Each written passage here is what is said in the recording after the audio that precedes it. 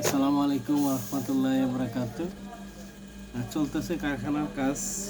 আপনাদেরকে দেখাচ্ছি আমরা কিভাবে আমাদের একটা প্রোডাক্ট তৈরি করি।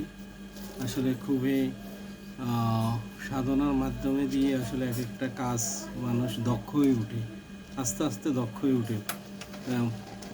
কেউ মায়ের গর্ভে থেকে কাজ শিখে আসেনি, আস্তে আস্তে মানুষ কাজ শিখে তার দক্ষতার জানান দেয়, সে কত দক্ষতা হয়ে ওঠে। যার যত অভিজ্ঞতা তার তত বেশি পূর্ণতা পায়। তো প্রত্যেকটা মানুষের একটা সফলতা ব্যর্থতা আছে। আমি চাই প্রত্যেক মানুষের সফল হোক, আর একদিন সফলতার গল্প সবার লেখা হোক। এজন্য প্রত্যেকেই যার যার অবস্থান থেকে নিজেকে তৈরি করতে হবে, যেন সেই একজন সফল উদ্যোক্তা হয়। সফল উদ্যোক্তা হওয়া ছাড়া আমাদেরকে লেগে থাকা থেকে বিরত কেউ রাখতে পারবে না। এই জন্য আমরা চেষ্টা করব আমরা প্রত্যেকে যেন একজন সফল উদ্যোক্তা হতে পারি।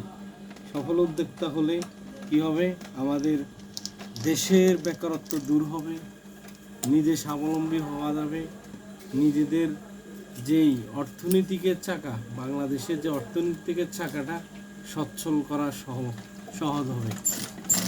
আর আমরা যারা বেকার আছি, আমরা নিজেরা চেষ্টা করব অন্তত নিজেদের অবস্থান থেকে একটা কাজকে বাছাই করে নিয়ে ওই কাজটাকে দক্ষভাবে করার জন্য।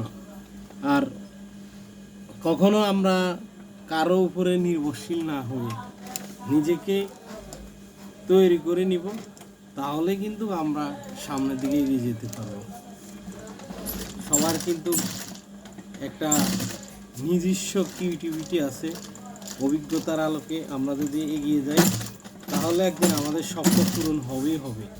আমাদের স্বপ্নটা আমাদেরকে পূরণ করতে হবে নিজের যোগ্যতা দিয়ে, নিজের শ্রম মেধা দিয়ে। আমরা যখন সামনের দিকে এগিয়ে যাব, তাহলে আমরা একদিন সফল উদ্যোক্তা হব। তো কাজের ভিতরে আপনাদের সাথে কথা হয়তো এলোমেলো লাগতেছে, আর এলোমেলোটা হওয়া স্বাভাবিক, যেহেতু আমি একটা কারখানার কাজ করতেছি। কারখানার কাজের ফাঁকে আপনাদেরকে সামান্য বিনোদন দেওয়ার জন্য চেষ্টা করতেছি। এটা হলো আমার প্রফেশনাল। আমি এটাতে আমার ফ্যামিলির এবং আমার পরিবারের ভরণ পোষণের একটা ব্যবস্থা করে থাকি।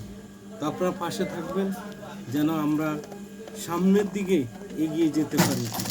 সবাই আমাদের জন্য দোয়া করবেন যেন প্রত্যেকটা সফলতার একটা ভালো গল্প হয়ে ওঠে। আল্লাহ হাফেজ।